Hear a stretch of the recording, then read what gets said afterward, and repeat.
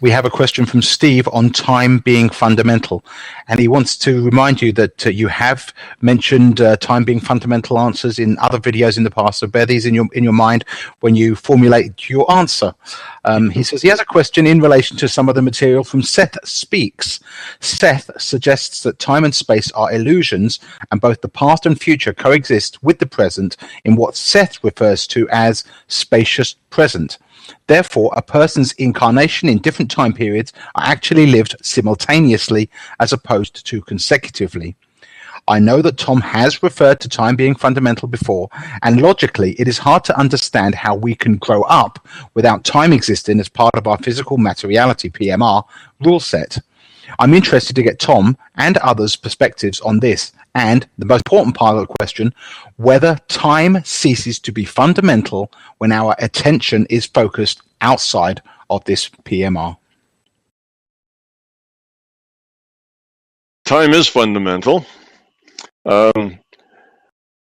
Seth was misunderstood, and all of these, the past, the future, and the present, do not all happen simultaneously. That doesn't make any sense. It's illogical. That's why it's so hard to understand, because it is not logical. It doesn't make any sense. It doesn't compute, and we know learning requires time, because there was the time before you learned, and then there's the time after you learned, and you're different. Okay, so whenever we have growth, it requires time. If we have evolution, it requires time. If anybody can learn anything, there must be time. You don't have change without time. Change means time. You were this way, and now you're that way, or this was that way, and now it's this way. That requires time. The before and after state basically define time. Now, every virtual reality can have its own clock. So time being universal time being fundamental doesn't mean that it's universal, the same time universal. Every virtual reality can have its own clock. So we have our clock here in this virtual reality. It's the outer time loop in the simulation. And that's fundamental. Things move forward in time. So when they do the delayed erasure experiments, and the physicists say, oh, look, the information, somehow it's moved backwards in time. Well, that looks that way, but it's not that way at all. Nothing moved backwards in time. It's just the appearance. If you believe in materialism, then it looks like it had to move backwards in time. But if you don't believe in materialism, there's another answer that doesn't move backwards in time that makes a whole lot more sense. So time is fundamental for us in this reality, but it's not. Our time isn't everybody's time. Okay, well, where all these various times come from? Well, the larger consciousness system itself has the highest frequency clock. Okay, it's got the fastest time. In other words, it's got the smallest time increments. Time is digital. By that I mean time comes in increments. It's a delta t each time. Time is not continuous. It comes in little chunks, and the larger conscious system has the smallest of those little chunks of time. All the other clocks are basically based on that. So you can have a clock that runs slower by saying every 100 ticks on the LCS's clock, I'm going to make one tick on this virtual reality clock. So now that virtual reality is running 100 times slower than the larger conscious system. So you have that sort of thing. So that's how you have different clocks. So every virtual reality that's independent has its own clock, its own time loop that processes how things happen, the order of things. Otherwise, growth is not possible. Change is not possible. Thought is not possible, because there was the time that you had that thought, and then there was the time before you had that thought, and then there's the time after you had that thought. Without time, nothing is possible. Nothing moves, nothing changes, nothing happens, nothing is. You see, there's no dynamics without time. So our time is our simulation is local to us in this reality frame. It's different than the time ticking in some other reality frame. but time is fundamental to all reality frames, not necessarily not on all the same clock. Okay, so that's the way time is. You can't really have a consciousness that evolves without time. Now, what happened when Jane was channeling Seth was that Seth, I think, was trying, this is just my opinion, Seth was trying to explain to Jane in his thoughts that because we have the past database and we have the future databases, all of our experience, all the past lives, and all of the things that are potentially could happen in the future, they all exist in these databases, and they all exist there at the same time. So you, living in the present, can go up and look at future probabilities. You can go back and look at past occurrences, because we have the past and the present and the future all available to you in your mind all simultaneously. Okay, that's what he was saying. The data is out there that you can get. And Jane misinterpreted that as everything is happening simultaneously, there is no time. That's my opinion of what went wrong. And since Jane interpreted that, there are millions of people that have this idea that there is no time and time can't exist and all those things work together, and then the next breath they'll say, yeah, that's not really very understandable, and I don't know exactly how that works, but that's the way it is. There is no time, and that's kind of almost an in thing to say. I've heard that a lot, but it just doesn't make any sense, and that's not the way it works. You can't have what we have. You can't have consciousness. You can't have choice without time. It's before you made the choice, after you made the choice. There's consequences to choice. That's the whole point. And that requires time. So time is very fundamental. Now, space is not fundamental at all. Space is purely a product of the rule set. Space is, you define a point as an origin, you then define, 3 orthogonal basis vectors, and you got space. That defines space. It's just mathematical. Space is a mathematical construct. It's geometry. There's nothing fundamental about it. Time is more than just our delta t that clicks on our virtual reality. That's just our time. Time is a more fundamental thing than just that. So that's the difference. Yes, time is fundamental. I think Jane just misunderstood. I could see where she'd misunderstand. It sounds like they're all simultaneous when you're talking about all the various databases, the future and the past and the present. We're all here, all together. We can access it all at the same time, but that's not what he meant. Time is fundamental. He was talking about the data is here and available to us simultaneously. And that is a fact. Right. Well, that's good to get clarification on that. Moving on, Greg, I know you have another question you want to ask before you've got to get out of here, so it's all yours. Yeah, and this question actually came up from a discussion between Pally and I. So, Pally, if you have anything to contribute, please do. We were talking about dreams, and we were having some sort of some of the dreams we were having seemed very much as if they were tests or lessons, which we found educational. But then some other dreams just don't seem like that. And for me, there's certain characteristics that sometimes they will and sometimes they won't. And so I was talking to Polly about this, and he was saying how he was reminding me that sometimes wanting to know too much which ones are and which ones aren't is just the ego curiosity, and that it doesn't matter.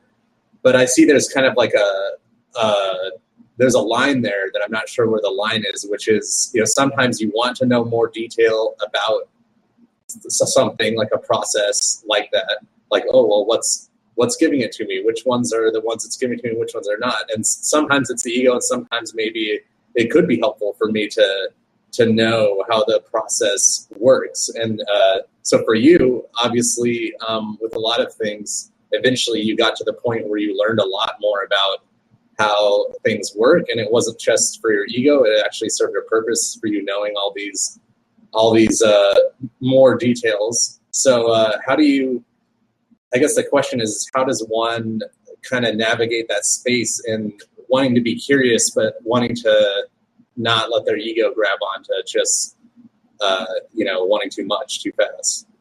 Well, it depends on why you want. What's your intent? If your intent is that you want to know so that you can decide whether you should take that dream more seriously or less seriously, you want to know so that you can assess whether you're being worked with or whether you're not, whether you're just making it up.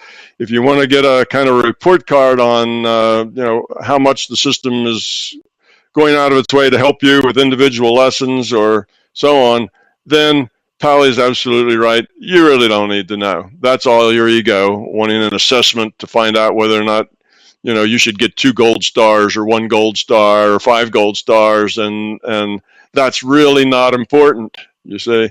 So he's right on that. If your intent is such that you would just like to understand how the system works and why the dreams and why do we get some way and some the other. And if it's more of that, not in that you're looking for how many gold stars you deserve, but because you would like to know the mechanics of it, then that's a different intent, and that's okay, and that doesn't have to come from ego. But where is that going to take you? If that knowledge takes you someplace, if that gives you some advantage in developing your love, then that's good knowledge and you need to have it. If it doesn't, then what good is it? Well, it'll help you explain it to somebody else, but then what is good to them either? You see, so I guess it depends on what it is you want to do with it and your intent as to whether it's useful or not. And it may be very useful to you because you may have a kind of mind. Let's say you and Polly are both very left brain, and you tend to analyze and think about things. So understanding mechanisms and how they work makes you feel better.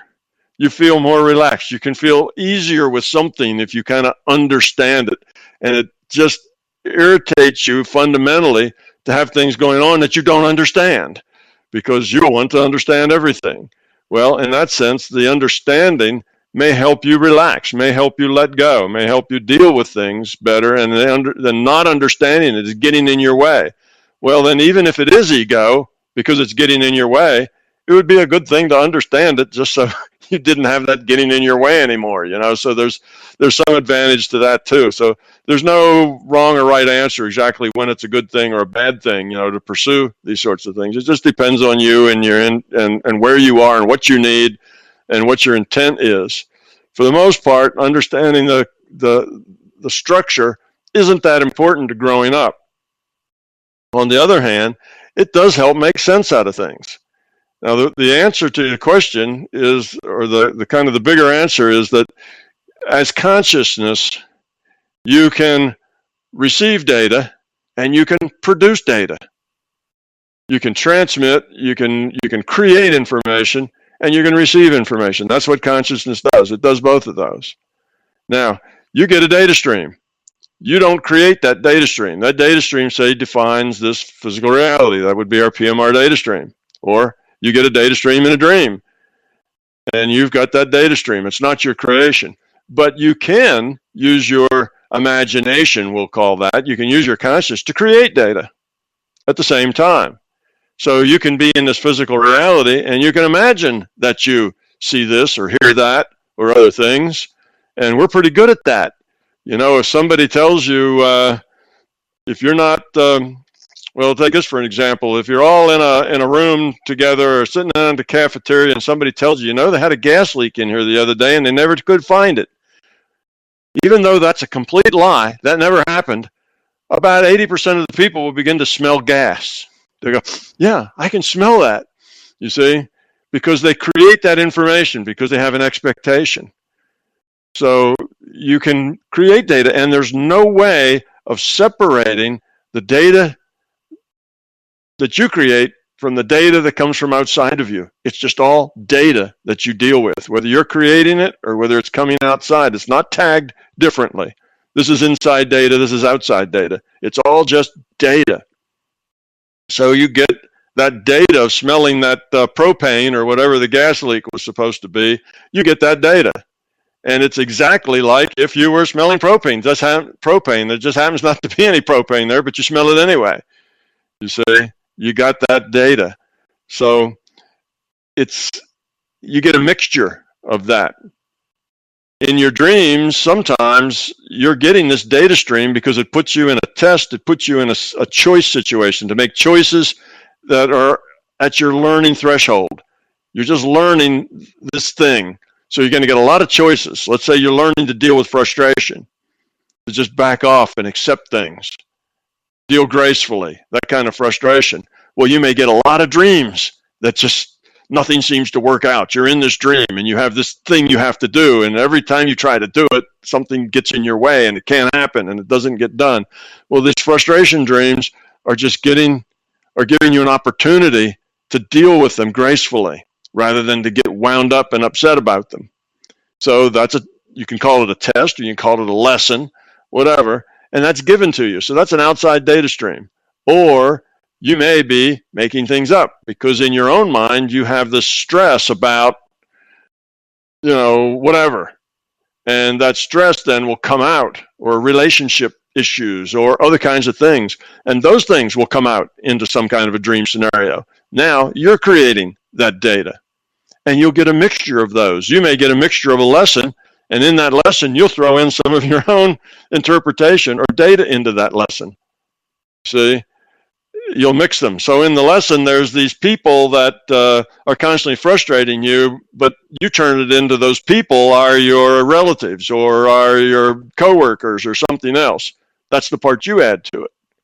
Or maybe the system puts your coworkers in there just because you were having dealing problems. So you don't know, and you never know for sure exactly where anything's coming from because you just get the data and you can't tell the source. That's why Polly's right when he says it really doesn't matter. You just deal with it. It is. It's data that you get. Deal with it. What can you learn from it? From whatever the source is. You see, then it becomes a question not of is it outside data or inside data, but what can I get out of it? What do I learn from it in either case? Because it may be a mixture of both. They're not always just one or the other. Sometimes it's all mixed together. You get some of everything in there. And what can you learn from it?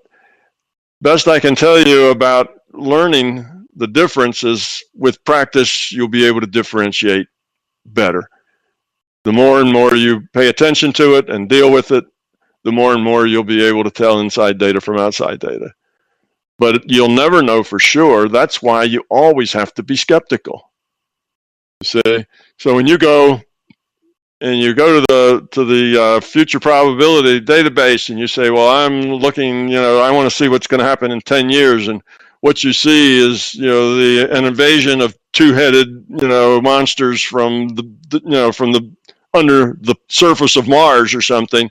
Well, don't go digging a hole, for you and your family to hide in just yet. You don't know where that data came from. That data could have been data out of the database. It could have been a joke that somebody's playing, and you're going to put that data in just to see what you do with it. Would it cause fear? Would it make you upset? What would you do with it?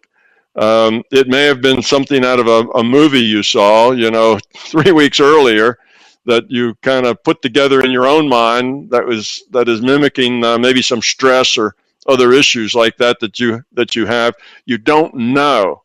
So you always have to have skepticism about what you get. It's a mistake to get some data from a database or from some entity in the non-physical and then take that as this is the truth. It has to be the truth because I got it from, Joe, my guide.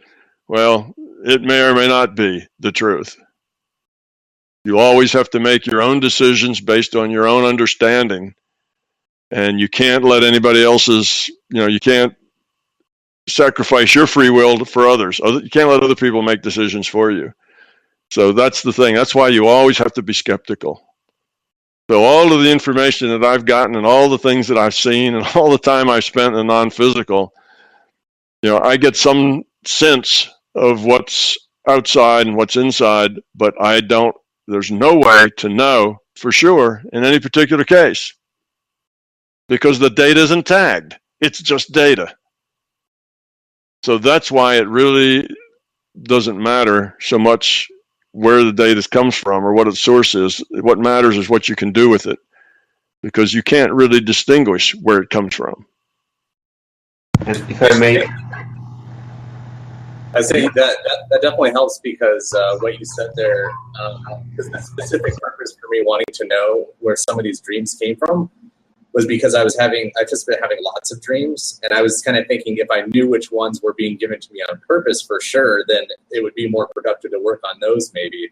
But in what you're saying, I kind of picked up on it doesn't really matter, because even if it's just coming from me, if it's my own, whatever frustration or whatever other type of fear that's causing dreams, that's still a productive thing to work on. Absolutely. So it just doesn't matter. Is it useful is the question, not who said that. In this reality, we get a lot of information, and we have learned to vet that information, to say, well, I believe this because so-and-so said it, and I don't believe this because that other person said it. And we will tend to believe things that are credible to us, and we blow off things that are not credible to us. And a lot of this has to do with the way we judge the credibility of the source from which we're hearing it. Well, we have to do that because we get tons of information from all sorts of sources, and we will never be able to take the time to research every bit of it to see, how true this is and how false that is. You get it, so you judge it based on your sense of the credibility of the source. So when we take that attitude into the non-physical with us, and we want to know, well, who was that said that, and what are your credentials? What degrees do you have? Should I listen to you or not? And it's just not useful. It's useful here, but it's not useful there. There you never will know. It's just data. You don't ever get to see the source of the data. All you'll get is data, and then you do the interpretation. And since you'll never get to know the source of the data, and there can be multiple sources of that data. It can be the larger conscious system. It can be some other entity in that system. It can be yourself. And since you can't separate those, skepticism is always required. And trying to say whether I should pay attention to it because it's coming from a credible source is futile. You can't do that. You'll never be able to figure out what source is for sure. There's always going to be some doubt, some uncertainty. So the best thing to do is just say, I'll deal with all of it the same way.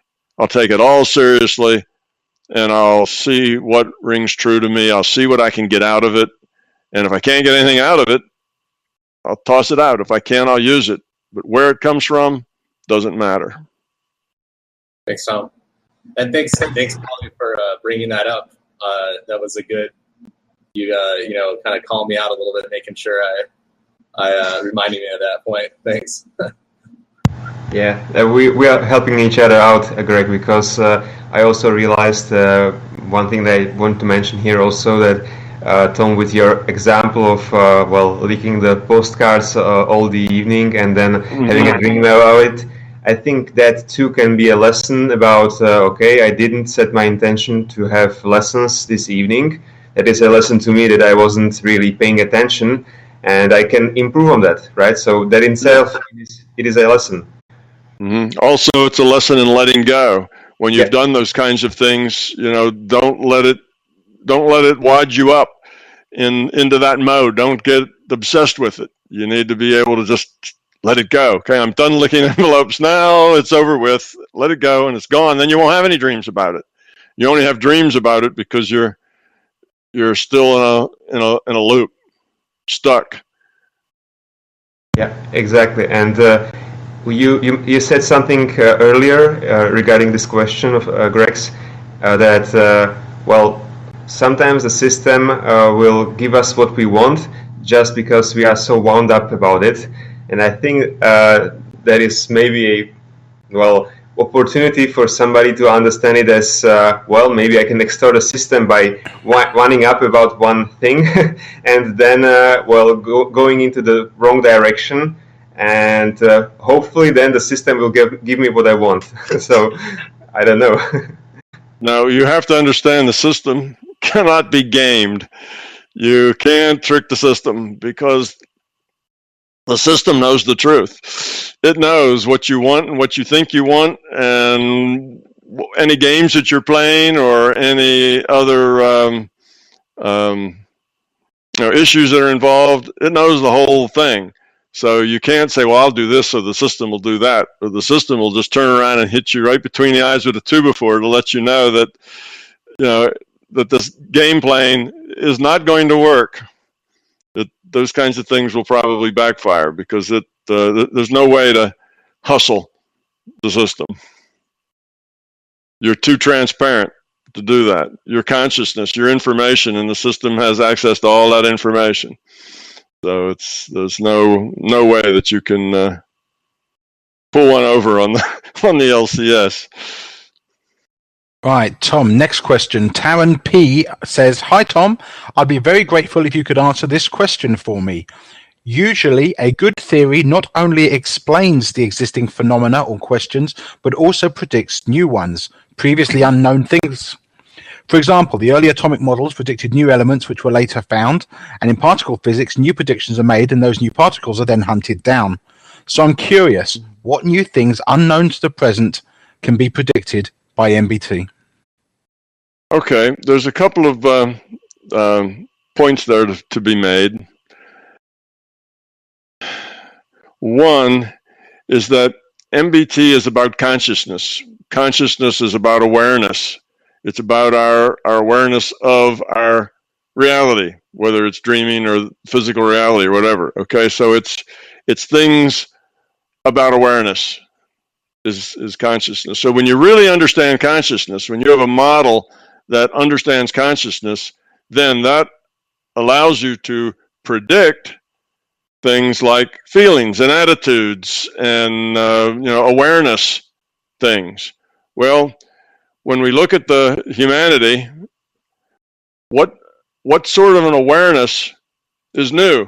What sort of an awareness of consciousness here in this physical reality has never happened before? There's never been anybody in our history that's been aware of these things.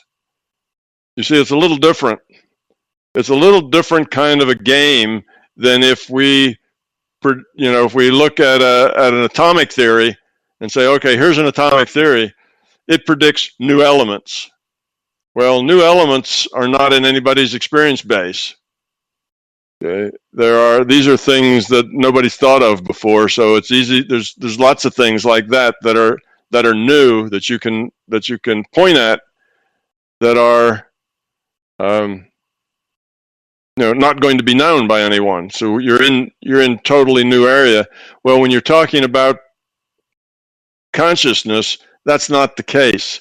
We can go back 2,500 years and find people that are saying many of the things that I say. You can particularly in the Eastern cultures, a lot of the things I say have been said a long time. There's all sorts of different people and groups and so on who have experienced the things that I've experienced and have talked about them. These things aren't new. It's hard to come up with a new experience that nobody has ever experienced before. You see, that's a different kind of an animal than coming up with elements that nobody knew existed before. So by the nature of consciousness, it's not going to be that way. You can say that with this theory, well, there's going to be experiences, perceptions, things that we can, that nobody's ever perceived before. Not likely. But now there's lots of things that we don't understand, such as remote viewing, out of body, using the mind to heal. All of those things are things that we don't understand very well. And what this theory does is it gives them rational explanations. Here's how they work. This is the mechanism. This is why they work. This is why they're limited. This is why they don't work very well in these circumstances and work better in those circumstances. Why they work sometimes and not all the times. You see, you can understand all of that. Now that's new. And I would say that that understanding is a brand new thing, but it's not a brand new experience. People have used their mind to heal, they've remote viewed, they've done all this stuff for many thousands of years. So it's not going to come up with a new human experience. Isn't going to happen. That's not the point. But coming up with new understandings of human experience is the point, and that's what MBT has done. So that's the thing. Like right now with my experiments that I'm doing, it'll be a whole new way of understanding quantum mechanics. It'll be understanding quantum mechanics from the basis of virtual reality, taking the concept of virtual reality and the, can we say, the mechanics of virtual reality, and then taking those mechanics and applying them to physics. Looking at quantum mechanics, looking at physics from a whole different perspective. That's new, but it's new ideas, new ways of seeing things, new understandings. That's what MBT brings to the front, not new experiences of people. Now, there's a lot of people who've never had a controlled out of body, that they've done an out of body because they intended to. There's a lot more of them who've had out of bodies that just were spontaneous, but there's not a lot of people who do out of bodies on demand. There's probably tens of thousands of them, but I mean, that's not a lot as far as the whole population goes. And once that's understood, then a lot more will be able to have those experiences, because they'll understand how to, that they have to grow up first, that, they have to get the intellect out of the way, and they'll understand a lot more about it. So that will be new things that some people will experience, but it's not a new experience to people. People have been doing that for, many millennia. So there's nothing there at all that MBT is going to have that's new in the human experience, but there's lots of things that are new as far as explaining the experience that we have. That's where MBT comes about, explaining, double slit experiments and how they work, explaining how it is that the placebo effect works. We know it works. Why? What's the mechanism? How is it that the mind controls the health of the body? What's the connection between mind-body? How is it that the idea of intent moves future probability? How does that play out? What are all the things that you can now understand once you realize that principle that before you couldn't connect the dots? That's where MBT provides new insights, not new facts so much as well. Maybe I guess some of them are the ways of looking might be new facts, but not new experiences, but new insights into experiences that we've had for millennia. Thanks for that, Tom. Listen, I know normally we'd be wrapping it up around now, but we've still got a bunch of questions that I want to ask, and Oliver has very kindly said that we can go over by about another 25-30 minutes. So I'm going to get straight on with the next question from Joe on different subjects, really. He says, are love and fear fundamental at the being level, or are they simply part of the rule set in this PMR? What about those afflicted by the Urbach-Vita disease or psychopathy? Which one is that? Is it psychopathy or psychopathy? Okay, sorry. If you surgically remove the amygdala from in one's brains, will he or she be free of fear? Let's just ask that bit first, Tom, then we'll go on to the second part of the question. Okay. The relationship, well, there was a bunch of questions there. Yeah. The first one is, what about fear? Is it fundamental to consciousness? Is it something we just get when we're here? That sort of thing. You have fear at the being level. That fear is a part of you, so it is at your core. If you have fear at the being level, then it's just the way you are, and our job here is to overcome it and to get rid of it so that we have love there instead. So that's the point. So you may come here with a certain quality, and that quality that you have will mean, let's say that quality that you come in with is not all that high, then you have a high proclivity toward developing fears, which will then manifest as particular fears once you get here, whether it's fear of not being loved or fear of spiders or whatever. Those fears are then interpreted and manifested after you're here based on what you run into, but the propensity to have that fear is part of the quality that you come in with. So that's, so yes, fear is high entropy in consciousness, just like we say love is low entropy in consciousness. So if you have a consciousness that's high entropy, then that's a fear, and that fear then will manifest in particular ways once you have an avatar interacting in this virtual reality. So that's the first part of that question. And the last part, it was a connection of how does the physical and how does the brain, if you cut out the amygdala, right? Is that pronounced correctly? I'm not sure. I think it might be amygdala, but you're probably right. Amygdala. Yeah. I think it's amygdala. Anyway, if you, I guess we're both far away from our biology courses, right? That's about 40 years ago. But anyway, yeah, if you cut that out, would they be fearless? Well, perhaps so. You see, this is kind of the connection between the body and the consciousness. The body is basically a virtual body that depends on a rule set. And the rule set says how things relate to each other, and how the physical stuff works.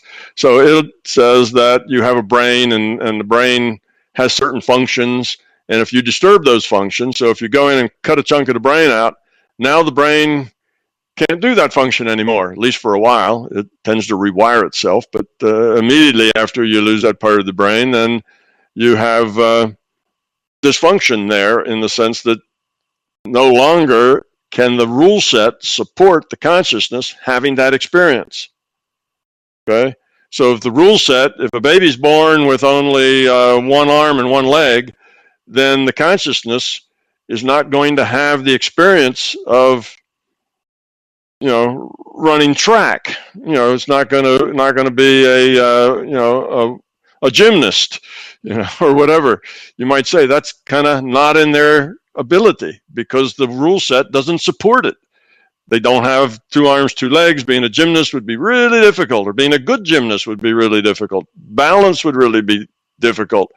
So you now have a different set of constraints on what that consciousness can experience. Well, you go in and cut out that part of the brain where fear is dominant, then you would suddenly say that that consciousness now is not going to have these kinds of experiences because you've removed the rule set that allows them to have that. They can only experience what the rule set says they can experience. The consciousness is not going to experience a man jumping 20 feet into the air because the rule set doesn't support it. Well, if the amygdala is cut out of the brain and the rule set doesn't support that consciousness experiencing certain kinds of experiences. So it's that kind of a thing. So yes, it's just a virtual brain. It's a virtual amygdala, but it is the constraint of the rule set. Consciousness has to abide by the constraints of the rule set.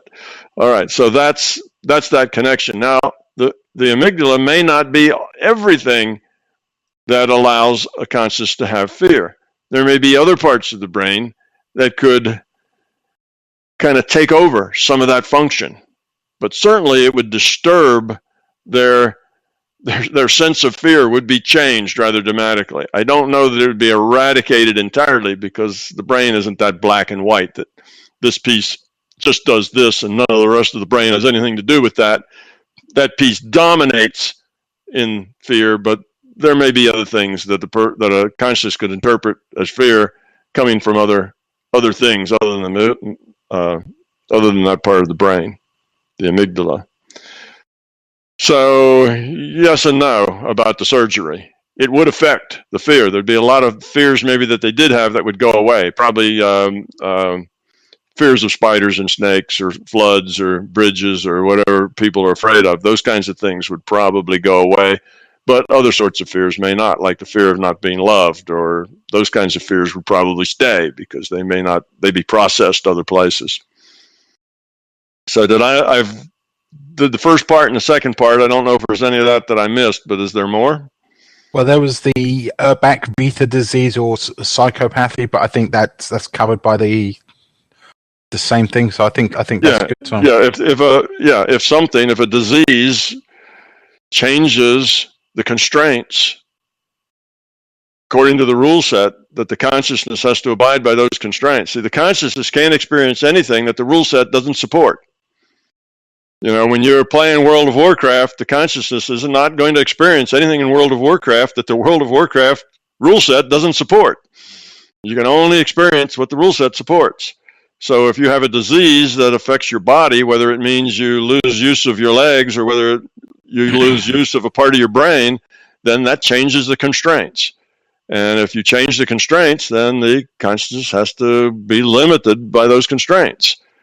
Now, things like the brain can reassert themselves. The brain's pretty clever about rewiring and having other parts of the brain take on a function of the part of the brain that's missing and so on. So there's some plasticity there that you don't have if you've just lost your legs. It's not like you're going to grow another set of legs, but you can maybe, regain function with the brain. So yeah, diseases, accidents, birth defects, all kinds of things changes the constraints that the consciousness can experience. Even situations can train. You get thrown in jail, and now your consciousness is not going to experience going home at Christmas with the family because you're in prison. They don't let you go home to your family at Christmas time, you see. So that's now not in the experience possibilities for that consciousness. So there's all kinds of things that put constraints on what a consciousness can experience, even situational things, besides, rule set things. Right. Thanks, Tom. Joe goes on to say that, you suggest growing up and becoming love as our goal for being here. Now, is this really our objective or something suggested just for the sake of the greater good? Why should we care about the fate of the larger consciousness system and beyond, and not just let it return to nothing? Well, we are a part of that larger consciousness system. Why should we care? Because it's us and we're it. If it returns to nothing, so do we.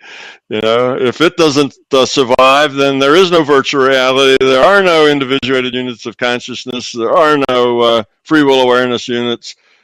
There is no universe. It all just goes away. So it's not like we're independent. So why should we give a damn about that thing? That's kind of funny. That's almost like, why should we give a damn about our heart or our liver, right? I mean, why should we care, stupid heart? We don't care. It can just die, and why would we care? It's that sort of thing. Well, of course you would care. It's it's us. It's what we are, and the reason that we have that as a goal is that we have a choice. We can evolve or we can de-evolve. We can evolve and we can die. And the choice there among conscious things that have an awareness is that they'd rather evolve than die. Besides, as he points out, evolving is a much nicer place to experience in. When you have low entropy space to experience in, then that's a much more pleasant. So it makes everything better for everybody, but more than that, it actually keeps the system going of which we are a part. Yeah, I guess now it's my turn, Keith. I have, basically one question which you, I think, already answered for me today. You helped me understand how to work on fears, basically. And there was one more aspect which I stumbled onto in my, experience here. Namely, I understood that I'm not too well connected with my emotions, so I focused on that for the past maybe 2 years, quite a lot. And with that, I try to focus on the sense of what is the right choice. What do I really want at the moment? And I noticed that at some point, somehow I started to relinquish my own decisions towards that feeling that I expected to come in terms of should I meditate now or should I go out and go on a bike or something like that. And I wanted first your opinion, and now I just want to check whether I understood the lessons from you today. Namely, I should maybe at these occasions focus on the bigger picture. I don't know what is the right choice here, but I want to do choices out of my being level because that really makes sense. That is the place where I learn, and basically not get hung on the right decision, not to wait on any impulse, be it from any source. Would that be also your view?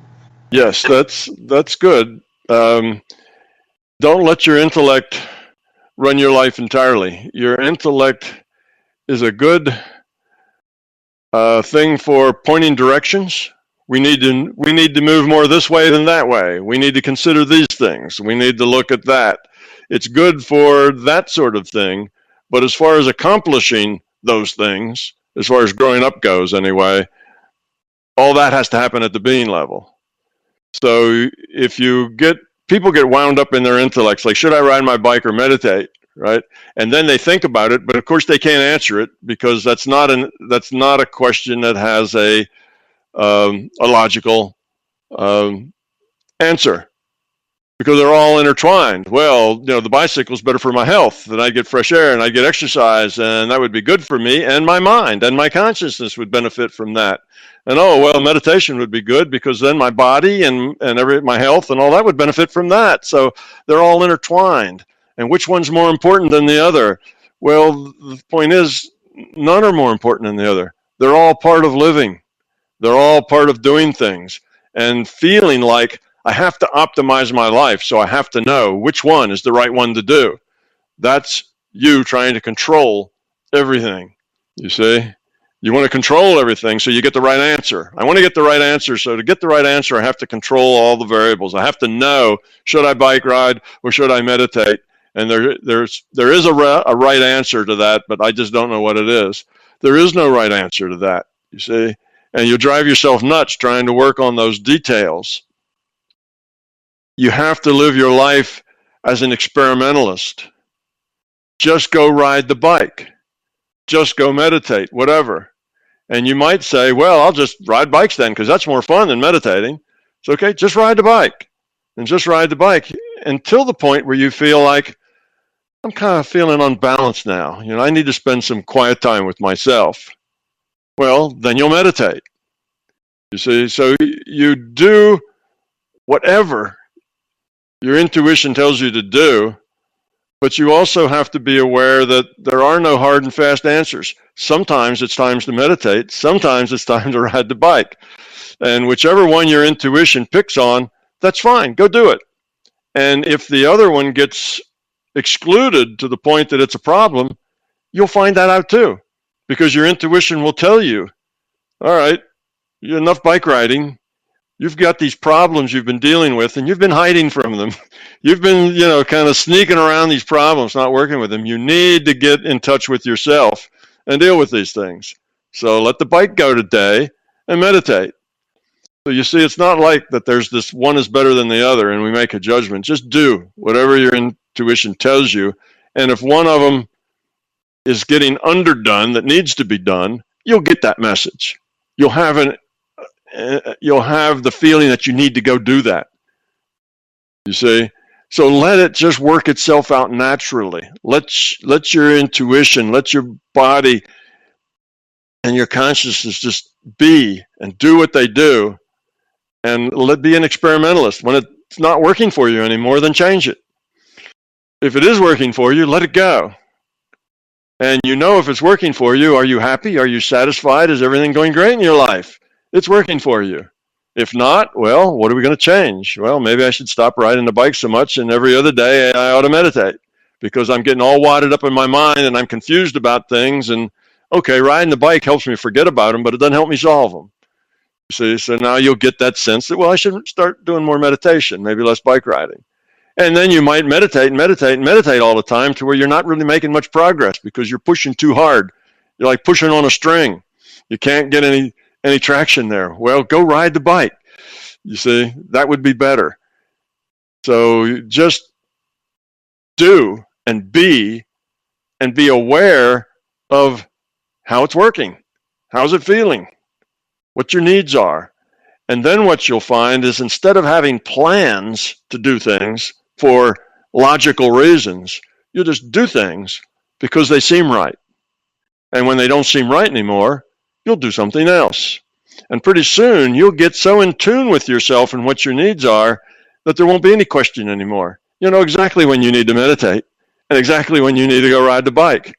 And it won't be because you've planned it, or it's time, or this is the schedule, this is the day I do that.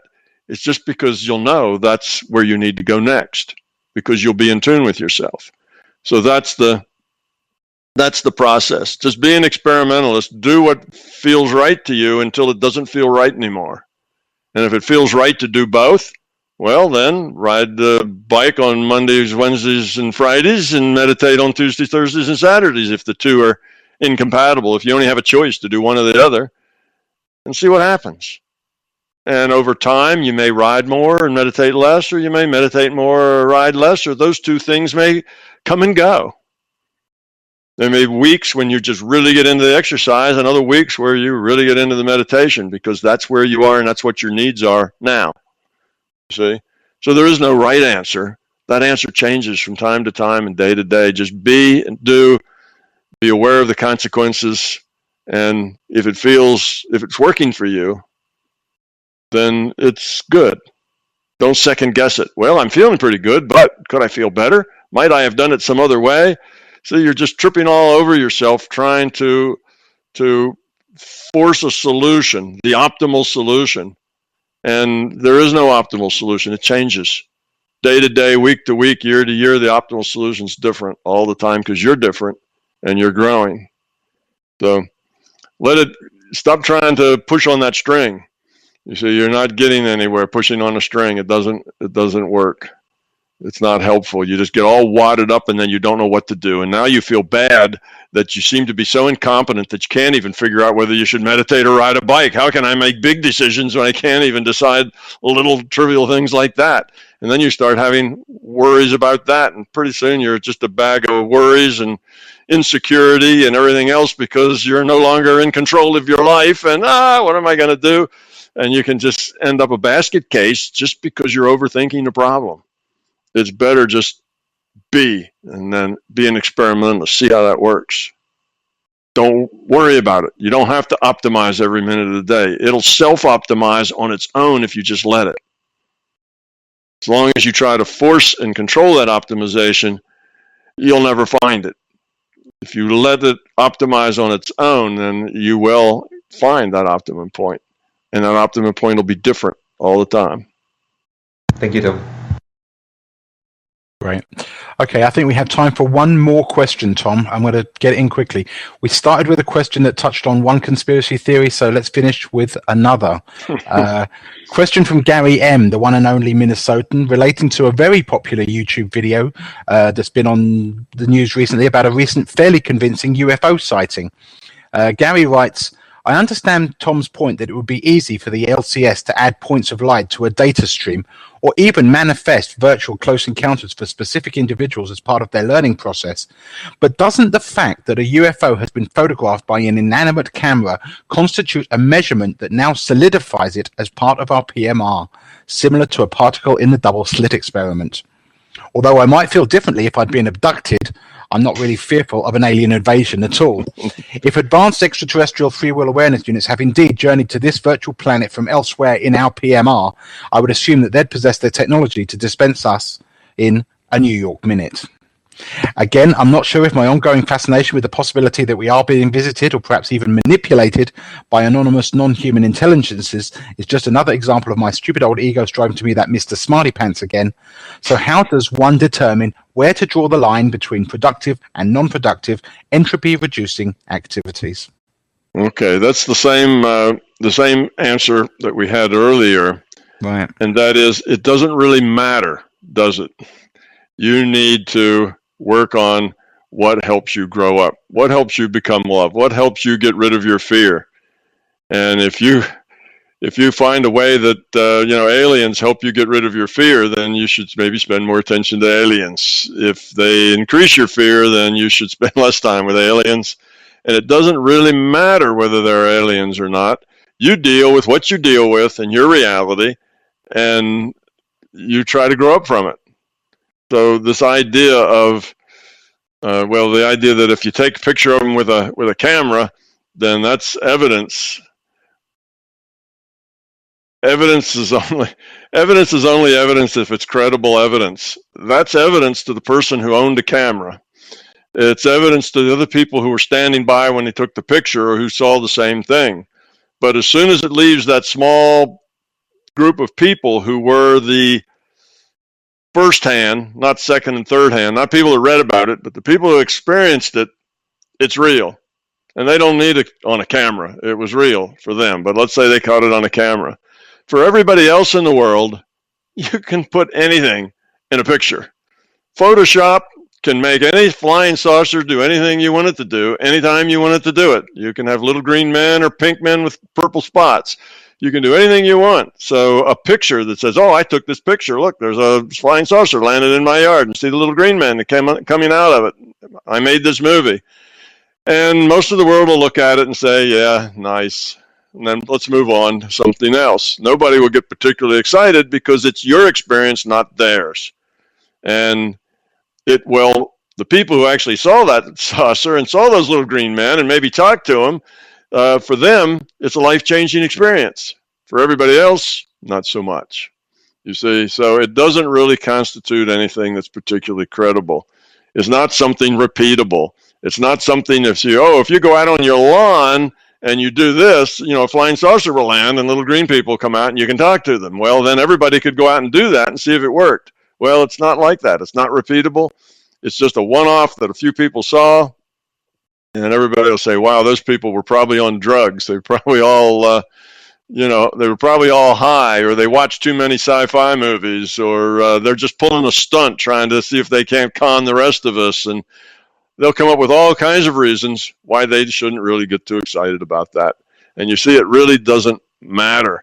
It matters only to the people that had the actual experience. For them, it's a life-changing experience. Everybody else doesn't matter too much. So can you learn from that? Well, if it was your experience, there's something you're going to learn from that. You'll learn a lot. But if it's somebody else's experience, not so much you're going to learn from it. So it doesn't matter whether there are aliens and UFOs that come and go or whether they are not. And if you have a burning drive to find that out, yes, that's your ego, and that's, you want to know for whatever your reasons are, even if it's just curiosity. There's no point in it. There's no way that helps you evolve your quality.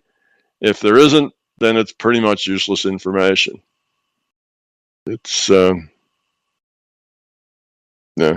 here nor there. And it's not that it's an evil thing just to have curiosity and want to know things. It's just that it's mostly irrelevant. There's nothing bad about it. It's just there's nothing particularly good about it either. It doesn't help you, then it's just wasting your time. Instead of doing something that doesn't help you, you could be doing something that does help you. So that's all. It's not that it's a terrible thing to do. Curiosity is a good thing. It leads us to new discoveries. But curiosity can also just be a time waster. It can lead us to waste a lot of time as well.